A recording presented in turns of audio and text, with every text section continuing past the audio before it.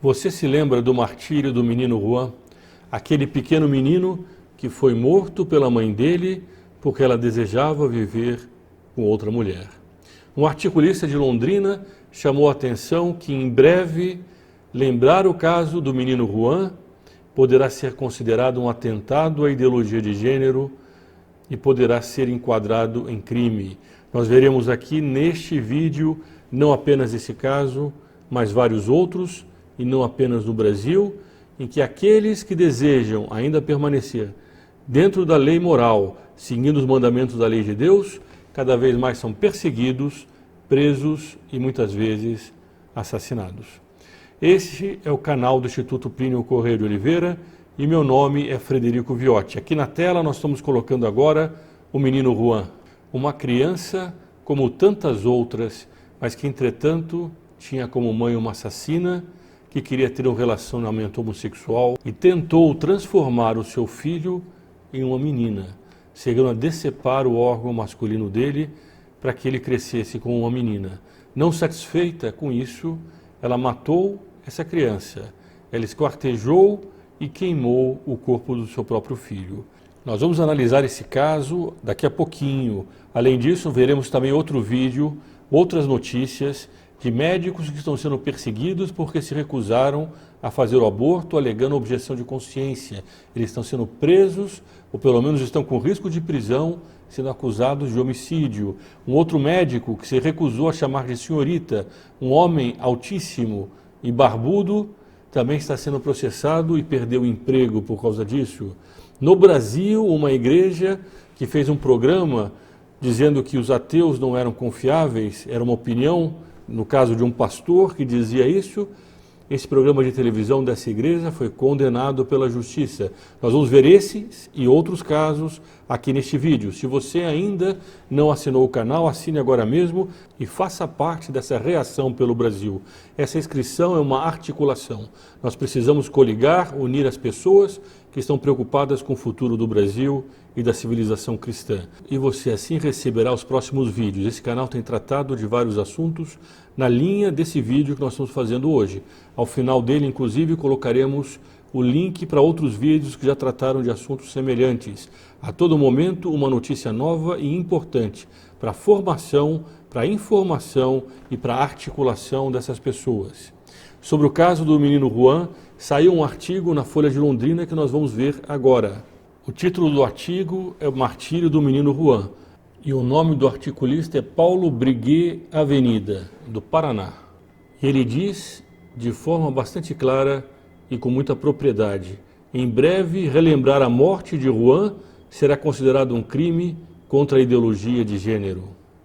Diz ele nesse artigo, os detalhes do caso pareceriam inverossímeis, mesmo em um filme de terror. Ele começa a narrar o caso. Depois, muito se falou do casal Nardoni, muito se falou em Suzanne von Richthofen, mas estranhamente pouco se fala em Rosana e Cassila, as assassinas de Juan. Onde está a revolta dos formadores de opinião? Onde estão as medidas? Onde estão as entidades em defesa dos direitos humanos? Onde estão as camisetas com o slogan Juan vive? Quando faleceu aquela vereadora do Rio de Janeiro, assassinada, Marielle Franco, assassinada como foi esse menino, saíram várias pessoas da esquerda com a camiseta Marielle Franco vive. Em Paris, queriam dar inclusive uma praça em homenagem a ela. Entretanto, ninguém fala, ou quase ninguém fala, do caso do Juan, porque ele é um caso politicamente incorreto. Enquanto a Marielle Franco era uma homossexual que defendia os direitos dos homossexuais, pelo menos aquilo que eles consideram os direitos deles, nós ainda vamos tratar disso. O menino Juan foi morto por duas homossexuais que não aceitavam aquela criança. E ele, portanto, entrou no rol das vítimas politicamente incorretas. As vítimas que incomodam a agenda que hoje está na moda. Mas vamos continuar a leitura desse artigo. Juan atrapalha os planos dos ideólogos militantes, assim como atrapalhava o relacionamento de Rosana e Cassila. Agora, no Supremo, está sendo votada a criminalização das críticas à ideologia de gênero. Denunciar o crime torna-se crime. Prepare-se, portanto, para um dia em que relembrar o martírio do Rouen será um crime contra a igualdade de gênero e estaremos condenados ao silêncio. Esse artigo que nós lemos foi publicado em meados de 2019. Pouco tempo depois, o Supremo Tribunal Federal do Brasil equiparou a homofobia, por mais ampla que seja essa palavra, ao crime de racismo. Essa decisão ainda não foi modulada, ou seja, o alcance dela, a interpretação dela, ainda não foi deixada mais explícita pelos ministros do Supremo. Mas, a partir de agora, qualquer menção que possa ser interpretada como homofobia, por exemplo, as Sagradas Escrituras, nós já vimos isso aqui, trechos da Sagrada Escritura, pode ser penalizado, pode ser criminalizado. Esse articulista, portanto, diz muito bem, dentro em breve, o caso do menino Rouen, que já é desconhecido, ficará no silêncio, porque ele é politicamente incorreto, porque ele representa uma opinião daqueles que são contra o homossexualismo. E por causa dessa decisão do Supremo, essa opinião pode ser criminalizada em nosso país. Nós veremos agora outros artigos que vão na mesma linha.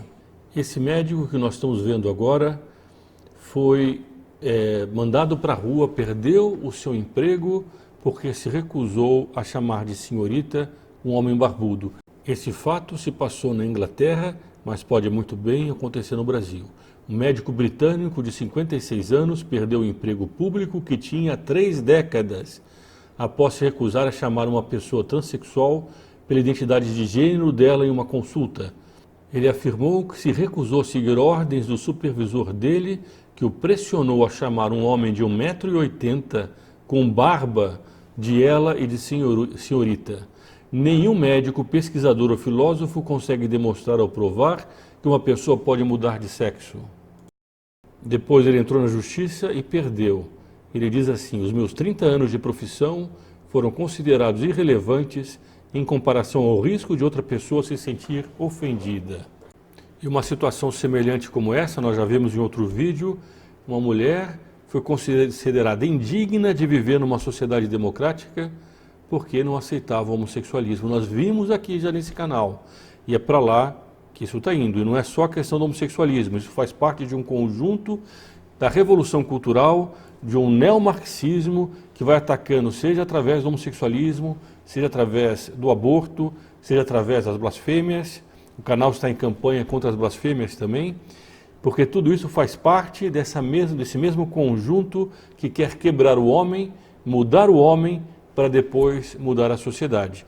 Veja no caso do aborto essa notícia, publicada pelo UOL. 7 médicos são acusados de homicídio por recusarem fazer aborto na Itália. Valentina morreu em 2016. 7 médicos se recusaram a fazer o aborto e a salvar a vida de Miluso, segundo essa matéria do UOL, de um caderno chamado Universa, que é ligado ao feminismo e é sempre com matérias pró-aborto. Agora, esses 7 médicos serão julgados por homicídio doloso quando há a intenção de matar. A matéria esclarece que o aborto é legal na Itália desde 1978. Contudo, os profissionais podem se recusar a fazer o procedimento, alegando objeção moral. Em outros países se chama objeção de consciência. O chefe do departamento do hospital afirmou que a morte não foi causada pela postura dos médicos e que eles seguiram o protocolo. Entretanto, o pai dela não aceitou essa resposta, porque o médico disse para ele que não, mesmo que não existisse esperança para os bebês, e mesmo que Valentina estivesse sofrendo, eles não poderiam fazer nenhuma intervenção enquanto ouvissem as batidas do coração daquele bebê. O que é o mínimo que se possa esperar de um médico que tem um compromisso de não fazer mal a uma vida humana. O bebê é uma vida humana. Mas essas perseguições não param por aí, tem muito mais ainda. Vamos trazer uma outra matéria também sobre isso. A matéria é do site Consultor Jurídico. 4ª turma do TRF3 condena emissora de TV e igreja por ofensas a ateus. Eu não vi esse programa sobre o qual a decisão trata, mas o que é certo, o que é mais grave, é o teor daquilo que foi decidido. Isso nós vamos ver aqui. Vejam que em março de 2011, O apresentador fulano de tal proferiu declarações preconceituosas contra os ateus. Disse ele: só quem acredita em Deus pode chegar para frente. Quem não acredita em Deus pode ir para bem longe de mim, porque a pessoa chega para esse lado, a pessoa que não acredita em Deus, ela é perigosa, ela mata, rouba e destrói. Ele não falou de nenhuma pessoa específica, ele deu uma opinião dele de que aquele que não tem um ser superior, que é Deus, que vai julgá-lo eternamente, um ser que vigia e conhece cada um dos atos dele, não tem, no fundo, uma das barreiras que os outros têm para evitar qualquer tipo de crime. Não é certo dizer, naturalmente, que um ateu vai cometer um crime, como também nada impede que alguém que diz acreditar em Deus, no fundo, viva como se Deus não existisse. É muito comum hoje as pessoas dizerem que acreditam em Deus, mas vivem na vida concreta do dia a dia sem dar a menor importância para isso. Mas opinar, como faz esse homem que deve ser um pastor, de que o ateísmo, no fundo, por não ter essa barreira, é muito mais facilmente um convidativo para o crime, é mera opinião dele. E essa decisão aqui entra numa perseguição da opinião religiosa. Nós vamos ver agora outros trechos dessa decisão que vão deixar mais explícito essa questão. Então diz a decisão: ao veicular declarações ofensivas aos ateus, a igreja tal desrespeita a pessoa humana no que se refere ao direito de escolha de sua crença, inclusive o direito de não possuir crença. E segundo a decisão, essa televisão protestante deverá fazer 2 inserções de 2,5 minutos cada uma em seus programas, com retratações ao conteúdo veiculado e esclarecimentos quanto à diversidade religiosa e à liberdade de escolha de crença no país. E com isso, a crença dos ateus é protegida contra as críticas mais fortes de um pastor protestante ou de qualquer pessoa que considere que o ateísmo, que no fundo se transforma assim também numa religião que molda a maneira como a pessoa se vê no mundo, vê o mundo, e portanto ela tem um fundamento religioso, ainda que negue a própria religião. Com essa decisão, o ateísmo tem uma proteção especial contra essas críticas. Já o cristianismo, como nós temos visto, não tem proteção nenhuma, nem sequer a blasfêmia, que é feita de forma descarada por escolas de samba, por programas de televisão, e agora tem a sua opinião também cerceada. E cerceada contraditoriamente em nome do respeito à religião, da liberdade de crença. A crença cristã já não tem tanta liberdade assim. E nós temos visto que isso continua cada vez mais forte. Se nós não nos unirmos e começarmos a tomar providências contra isso, essa situação só vai piorar. Nós recebemos um e-mail de uma mãe preocupada com a aula de arte que era dada a seu filho. Mas eu estou certo que qualquer um de nós já viu situações assim. Hoje, mais do que nunca, eles querem quebrar a inocência infantil, porque isso faz parte dessa revolução cultural que antes quer mudar o homem para só depois mudar a sociedade. É muito mais fácil doutrinar uma criança e um jovem se ele perde a inocência. Mas eles têm uma fraqueza e nós temos uma força. Porque nós confiamos em Deus, nós temos a certeza de que Deus, a Santíssima Virgem, nosso Senhor Jesus Cristo, não nos faltará. Eles confiam nas próprias forças. Os dias deles estão contados. Mas nós temos que fazer a nossa parte. Nós não podemos ficar omissos diante disso que vai acontecer.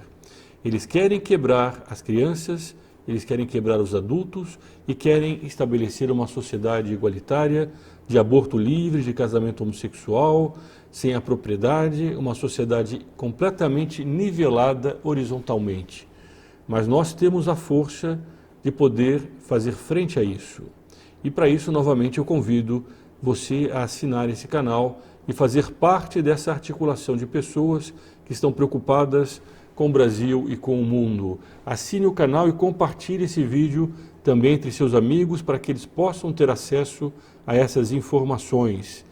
E considere ser um colaborador desse canal. Aqui embaixo e aqui em cima nós vamos colocar um link com as informações e os benefícios que os colaboradores do canal recebem. São benefícios exclusivos que você pode passar a receber e nos ajudar nessas atividades, nessas denúncias que têm sido feitas rotineiramente nesse canal.